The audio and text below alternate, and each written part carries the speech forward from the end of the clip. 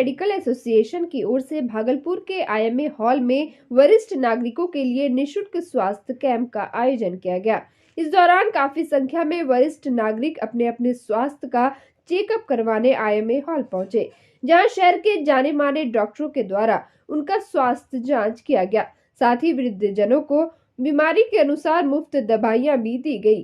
मौके पर doctor DP Singh, doctor Shantanu Ghosh, Indian medical association के सचिव मनीष कुमार सहित कई डॉक्टर मौजूद थे। डॉक्टर मनीष कुमार हुआ, मैं सचिव हूँ इंडियन मेडिकल एसोसिएशन भागलपुर का।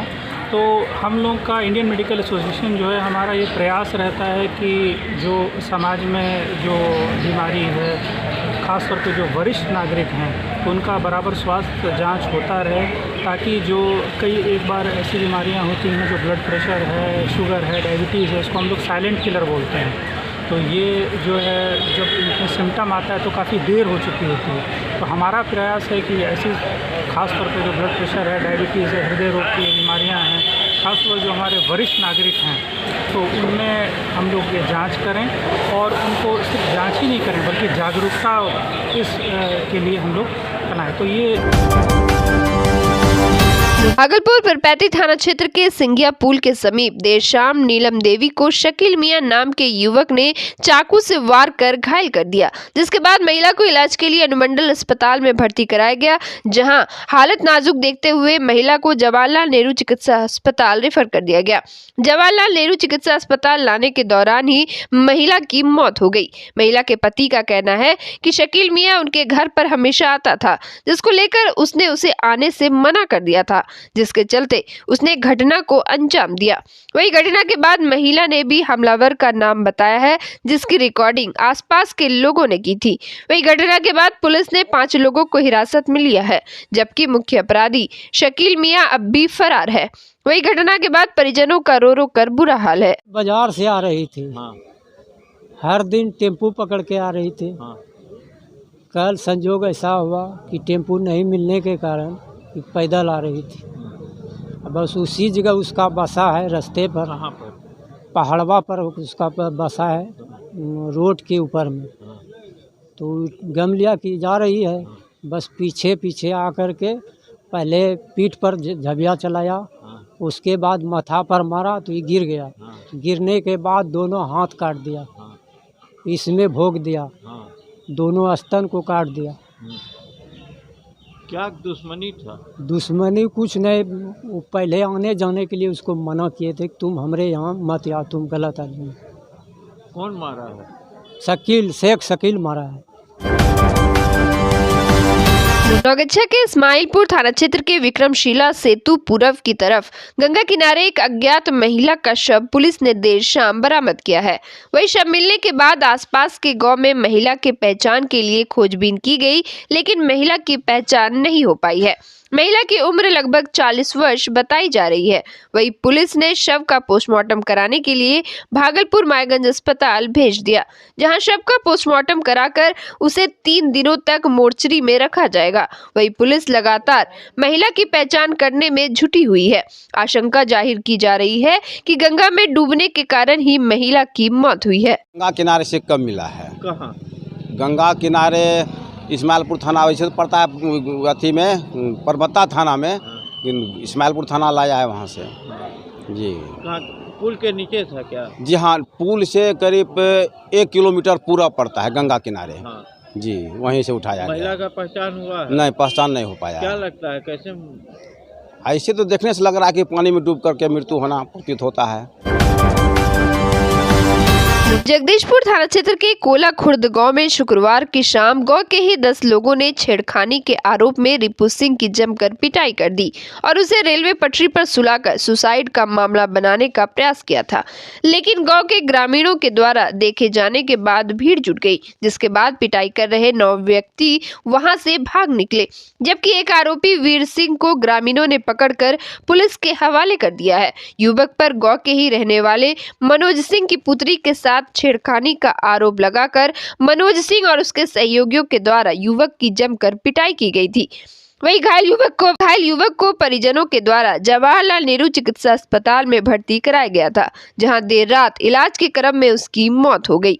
वहीं मृतक के पिता का कहना है कि छेड़खानी का झूठा आरोप लगाकर उसके बेटे की हत्या की गई है, जबकि मनोज सिंह के द्वारा भी पहले भी थाने में युवक के खिलाफ छेड़खानी का मामला दर्ज कराया गया था। इधर पूरे घटना के बाद पुलिस मामले की छानबीन में जुट गई है। आपका बेटा का रिपू कुमार सिंह। क्या हुआ था? कुछ नहीं हुआ था। हाँ। उसके बाद इसको ले जाके बोला के बस ढाल के पास मारा है सब 10 लड़का ने। काहे मारा? ऐसे हम लोग को तो कोई जानकारी भी नहीं था। हम लोग बिहार में पटवन कर रहे थे। हाँ। जब मालूम हुआ तो दौड़ के गए तो बोला कि एक आदमी आया, बोला कि आपका बेटा को ढाल के पास मार दिया है। हाँ। 10 लड़का था, उसमें एगो लड़का वीर सिंह पकड़ाया। हाँ। और उसको थाना प्रभारी ले गया। हाँ। और उसको ले जाके जेल दे दिया। मगछिया जमुनिया हटिया चौक पर एक ज्वेलरी दुकान से अज्ञात चोरों ने 2.5 लाख रुपए मूल्य के सोने और चांदी के आभूषणों की चोरी कर ली है। पीड़ित दुकानदार रोशन कुमार ने मामले में परबत्ता थाने में लिखित आवेदन देकर मामले की प्राथमिकी दर्ज कराई है। शनिवार की दरमियानी रात को चोरों ने उसके दुकान का शटर तोड़कर उसके दुकान से आभूषणों की चोरी कर ली। जब शनिवार की सुबह वे दुकान पहुंचे तो उन्होंने घटना की जानकारी मिली। सूचना पर पहुंचे परबत्ता पुलिस ने मामले में आवश्यक छानबीन की है। मगछिया के तुलसीपुर गांव में एक नाबालिग लड़की को बहला फुसलाकर अपहरण कर दुष्कर्म करने का मामला प्रकाश में आया है। मामले को लेकर पीड़िता के परिजन ने संबंधित थाने में आवेदन दिया है, जबकि पीड़िता का आरोप है कि आवेदन के आधार पर पुलिस ने किसी भी प्रकार की कार्रवाई नहीं की है, जिसके बाद पीड़ित मगछिया व्यवहार न्यायालय के अधिवक्ता उमाशंकर सिंह के पास शनिवार को पहुंची। पीड़ित के परिजन ने बताया कि आरोपियों द्वारा केस न करने की धमकी भी दी जा रही है, जबकि पुलिस ने अब तक पीड़ित का केस दर्ज नहीं किया है। अधिवक्ता उमाशंकर सिंह ने कहा कि यह एक गंभीर मामला है, पुलिस को तुरंत प्राथमिकी दर्ज कर आरोपियों को गिरफ्तार करना चाहिए। इधर सूचना मिली है कि पुलिस मामले की छानबीन कर रही है। हम एकरा धमकलिए कि लोग बात हम रहबन तो मारबो, तो यहाँ भागी गेले संजय पासवान के कन्या आरो बेटी कल के भागी जतरा काटी देता हूँ। भागी गेले ओकरा के बाद की बोलिए तो बीपुर ले गए। बीपुर में एगो मुर्गा फार्म रहे, वही में बलात्कार करलके एकरा जोर जबरदस्ती। एक लड़का ने, लड़का के नाम हमें विकास नहीं विकास में फिर बलात्कार करी के बस में हमरा रिलेशन में पहुंचा दिल के। कुरसेला से आगू छे छोहार गाँव भगनी रहे छे। जब पता चलले तो हम अपना बच्चा के आन लिए यहाँ घर। 25 तारीख के 11वां महीना। ओकरा के बाद पता चलले तो हम घर आन लिए। गेलिए थाना में केस नहीं लेके महिला कोर्ट गेलिए, वहाँ ने केस लेके तब अलिए यहाँ कोर्ट। मगछिया परबत्ता थाना क्षेत्र के बोरवा निवासी निर्मल कुमार ने अपनी पत्नी के विरुद्ध 8 लाख रुपए के जेवर चोरी कर मायके भाग जाने का आरोप लगाते हुए थाने में प्राथमिकी दर्ज कराई है। दिए आवेदन में निर्मल ने बताया कि शादी के बाद उसकी पत्नी का अन्य लड़कों से भी संपर्क है, जिस कारण उसका दाम्पत्य जीवन अच्छा नहीं चल रहा था। दोनों पक्षों से पंचायती भी हुई थी, जबकि 30 नवंबर को उसकी पत्नी ने घर में रखे बक्से का ताला तोड़कर जेवरात की चोरी कर ली और मायके भाग गई। निर्मल ने थाने में शनिवार को लिखित आवेदन दिया है। पहले लड़की से 2 नंबर चले 3-4 बार पंचायती हो गल जे अबरी बार पंचायती मुखिया जी सुनील बाबू भी कर रहे। अबरी बोलो रे अब गलती नहीं होते, अगर गलती होते तो हम अपना से लिखा पड़ी सब कुछ कर देवे, लेकिन फिर से वही गलती दोहरा रहा। माँ बाप फुल ओकरा सपोर्ट कर तो जे कुछ भी हो तो ओकरा मार, जे कुछ बोले तो मार, फैसला हमें कर पंचायती करबे। की गलती वहाँ करे रहे? गलती वह करे रहे कि वहाँ से ओकरा पप्पा जे छै ने, ओकरा पप्पा बोले कि हथियार के फोटो घींची लके वो अपने हथियार के जाके बोले रहे कि केस कर देवे थाना में, फंसा देवे, ओकरा जेल भेजी देवे। तो जे 2 नंबर के की काम रहे? लड़की 2 नंबर छले, गलती कम करे रहे, दूसरा सब लड़का से बातचीत करे रहे। हाँ एक बार 2-3 बार भागी गल घर से। हाँ। भागलपुर के मधुसूदनपुर थाना की पुलिस ने नूरपुर में देशी कट्टा के साथ एक युवक को गिरफ्तार कर लिया। गिरफ्तार युवक की पहचान राघोपुर टीकर के आनंदी प्रसाद यादव के पुत्र आनंद कुमार के रूप में हुई है। पुलिस की माने तो गिरफ्तार युवक शराब के नशे में भी पाया गया है।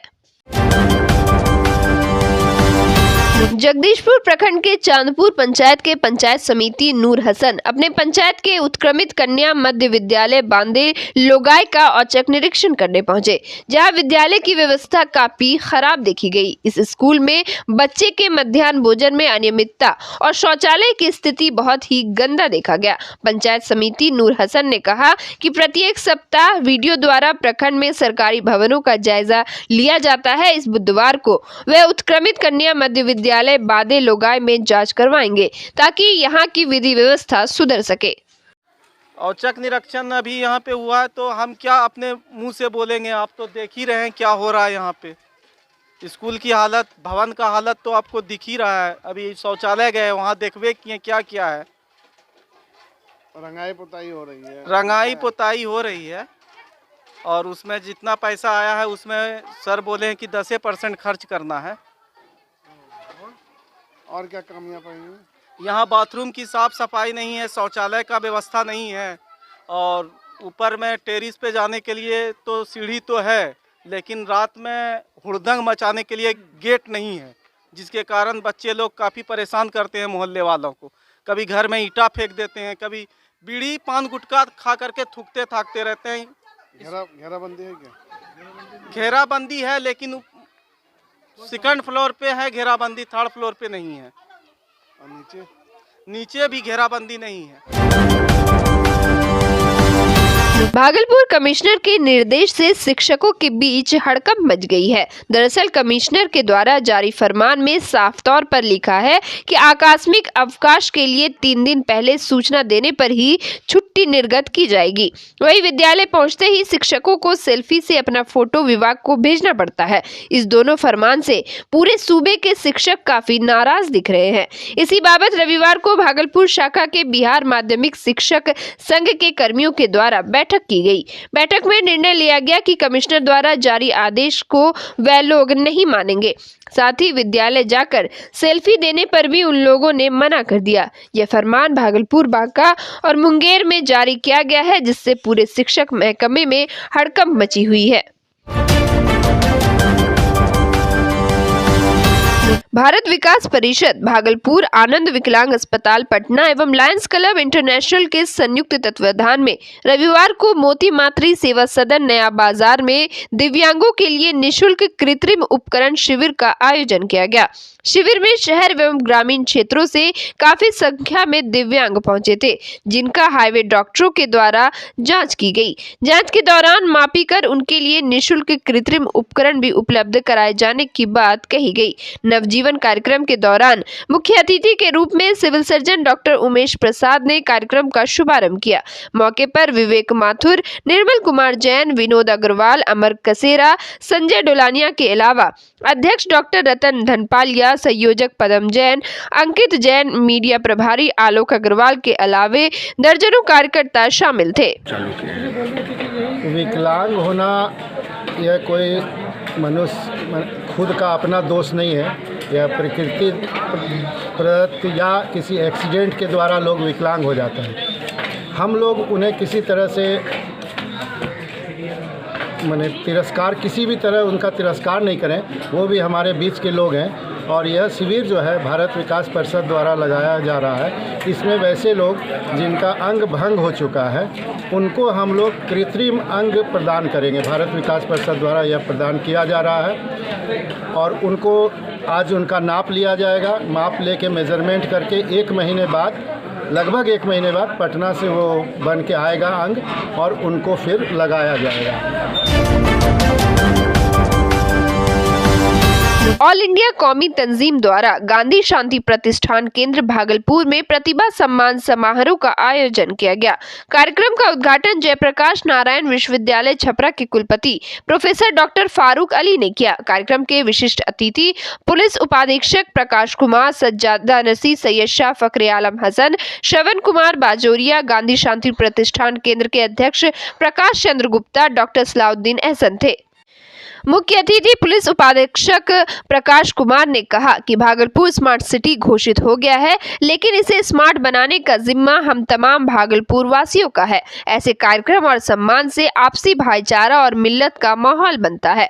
उद्घाटनकर्ता जेपी विश्वविद्यालय छपरा के माननीय कुलपति डॉक्टर प्रोफेसर फारूक अली ने अपने उद्गार व्यक्त करते हुए कहा कि प्रशासक और आम जनता के बीच का भेद मिटाना किसी भी समाज के लिए बहुत जरूरी है। बेहतर समाज वह होता है जहां एक आम आदमी भी अपनी समस्या पर अपनी बात रख सके। भागलपुर में जब से मेरे आने का 1 साल से ज़्यादा हो गया है और 1 साल से ज़्यादा हम यहाँ रह रहे हैं। यहाँ तमाम लोगों से हम मिलते जुलते रहते हैं और अधिकांश लोग जान पहचान के भी हैं। अधिकांश तो लोग देख रहे हैं कि शांति समिति बैठक के मेंबर्स हैं। हम लोग का मिलना जुलना ऐसे होते रहता है कि लगता है एक परिवार है। और एकता की बात जहाँ तक है तो पता ही नहीं चलता है कि कौन किस धर्म के हैं, क्योंकि दुर्गा पूजा में भी वही लोग पहुँचते हैं, ईद में भी वही पहुँचते हैं और कोई पर्व होता है सब मुक्ति। सब तो यह है कि हम अधिकांश लोगों का नाम भी नहीं जानते हैं, लेकिन चेहरा से सबको पहचानते हैं। हमको पता ही नहीं चलता है कि कौन हिंदू है और कौन मुस्लिम है। सो एकता का मिसाल यहाँ बहुत बड़ा है और यहाँ का जो शांति समिति का जो टीम है वो काफ़ी स्ट्रांग है। हर चौक चौराहे पे चाहे किसी भी मौके पर वो लोग मिलते हैं और कठिन से कठिन जो परेशानी प्रशासन के समक्ष या समाज के समक्ष आते हैं ये लोग बहुत अच्छे से निभाते हैं।